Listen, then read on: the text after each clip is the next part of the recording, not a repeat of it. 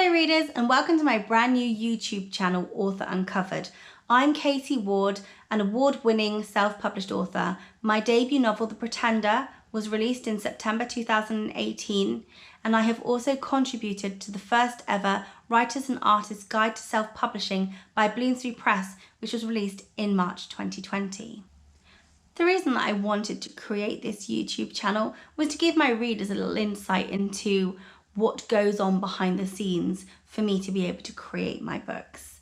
Quality is the heart of everything that I do in terms of my writing, and I wanted to share that with my readers. I know there is a lot of stigma around self-publishing, so I wanted to kind of tackle that head on, and also to create content that also tackles that head on. So with that in mind, my very first video is going to bring to you 5 authors that you will have no idea self-published at some point.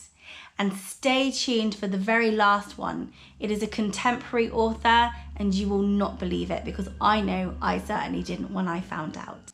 The first author on my list is none other than children's favourite Beatrix Potter.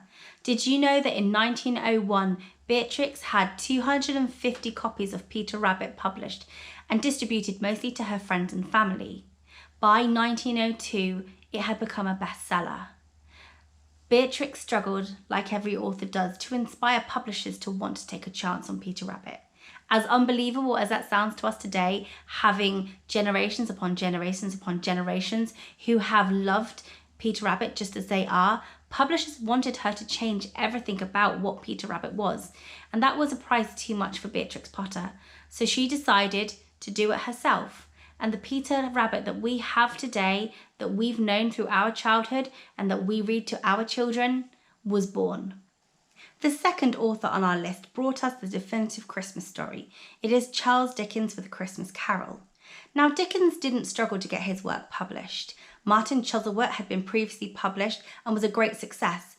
But Dickens was upset and angry that he had received so little money from that book. He was in financial dire straits. His wife was expecting their 5th child. He had crippling mortgage payments. His parents were dependent on him. His siblings were dependent on him. And he had no way of being able to pay for everything that he needed, despite having a hit book through his publishers. He did take A Christmas Carol to his publishers, but they were pretty unenthused, telling him that Christmas doesn't sell.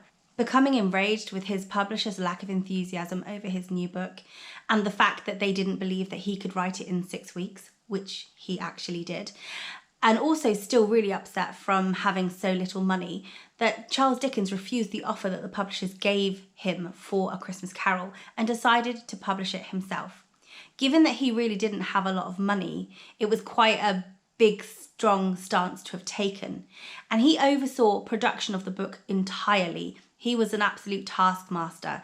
He came back, he wanted a special kind of gilding on the page, he wanted the cover to look a specific way, and when it came back and it wasn't good enough, he sent it back. On the 17th of December 1843, he got the book of his dreams. He looked at it and he was so happy with what he saw. It went on sale, and by Christmas Eve, every single copy had been sold out.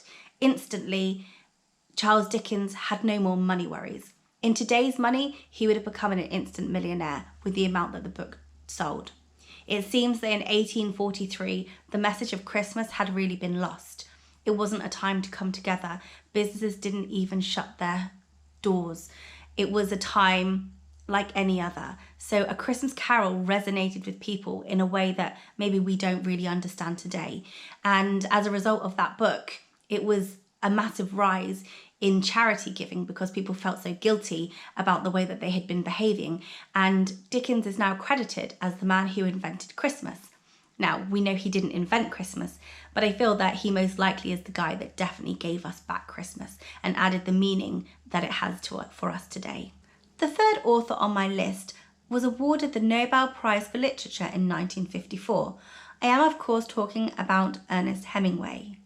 He published in 1923 a collection of short stories and poems called 3 Stories and 10 Poems, whilst working as a journalist in Paris. The really interesting thing about Ernest Hemingway is that he survived not 1 but 2 plane crashes consecutively. And he credits his win of the Nobel Prize as being because everybody thought that he had died, until he finally turned up as his destination to find reporters covering his death. The fourth author on our list is one of my personal favourites, Jane Austen. And as hard as it is to believe that Jane would struggle to get any of her work published, she really did. Pride and Prejudice, maybe one of her most famous works, was not picked up by any publishers when her father approached them. Jane did manage to get a publishing deal for Northanger Abbey, and despite being promised that they would release it imminently, 6 years passed and there was no release and no date set, so Jane was forced to buy back the manuscript from the publishers. At this point, Jane had endured years of rejection and disappointment, but she took Sense and Sensibility to a London publisher who agreed to publish it on the proviso that Jane underwrote all of the financial risk. That meant that if the book made a loss, she would end up owing the publishers money. This was a big risk for Jane to take, given that she was a woman of limited means with no income, but she agreed to the terms and Sense and Sensibility was published. Luckily for Jane, it made a profit. When she came to publish Emma, Jane did get a publishing deal, but feeling that it was too low and that she could get more for her money by self-publishing, she went down the route of self-publishing once again, or vanity publishing in Jane's case. However, it was not a good move for her because she made less than the money she would have gotten if she had gone for the original publishing deal. She made £140 for Emma in those days, which was a loss compared to what she was offered. But I don't think Jane would have been too worried about that, because I think that having lived up to her convictions and done what she'd loved and making a profit from all of her books, I think she would have been very happy with that outcome. Finally, we've come to the much coveted fifth author on our list. And even if you haven't read his books, you will know his name. You may have even been to the cinema to see one of the movies inspired by his books, because at this point, most of his books have been made into movies.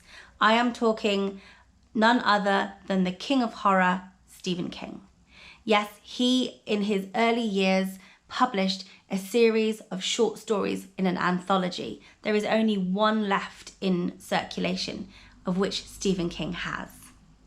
That wasn't the end of Stephen King's self-publishing journey though, because despite having massive traditional success, in the year 2000, Stephen King announced that his next book, The Plant, would be released by ebook. Now, this was 7 years before Kindle e-reader had even been released. KDP didn't exist. So this was a massive stand for Stephen King to take, and publishers all around the world came out to voice their disappointment in Stephen King for making this move. There was no platform at this point for him to take payment directly for these books, but this is where Amazon stepped into the breach, offering to take the money from his customers to help him be able to achieve this standalone ebook. And I do find myself wondering if this is where Amazon got the idea for Kindle e-reader and KDP. It might not have been, but I would definitely, if I had one question to ask the guy in Amazon, I would be definitely asking that one. But he is a forefather of self-publishing in the way that we do today. And of all the things I know about Stephen King, that has to be one of the most interesting facts I've discovered. Thank you so much for joining me on my first ever YouTube video. I hope you've enjoyed this content. If you have, please do let me know in the comments section below. If you have any content you would like me to cover, or you have any questions you would like to ask me, then please also put those down in the comments box, because I'm happy to do a Q&A video at some point if I get enough questions. If you would like to be kept informed of the content from this channel, then please do subscribe, and also don't forget to like this video so that I can obviously grow my channel and hopefully reach a wider audience of people who would be very interested in learning more about self-publishing. Thank you very much, and I hope to see you on the next video.